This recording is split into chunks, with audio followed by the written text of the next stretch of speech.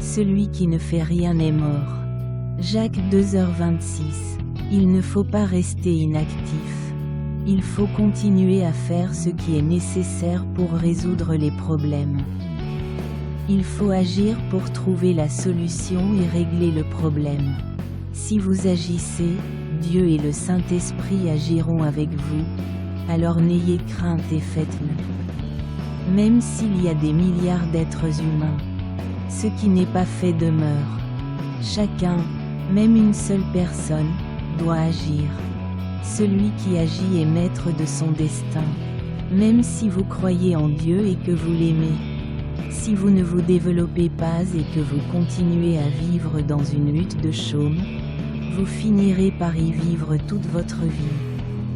Vous vivez selon vos actes. Ce n'est qu'en agissant que vous pourrez sortir et vivre dans un monde nouveau.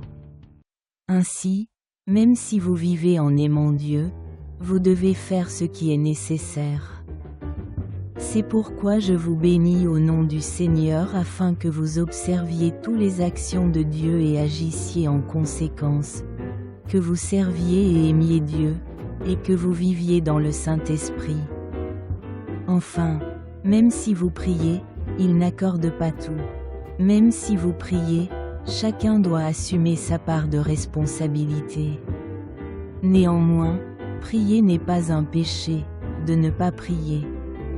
Par conséquent, que votre prière se réalise ou non, vous devez prier. Car ce que la chair ne peut faire, il envoie l'esprit et l'âme l'accomplir. Lorsque l'esprit revient et dialogue avec la chair, il sait qui fait quoi. Vous devez continuer à utiliser cet esprit de cette manière.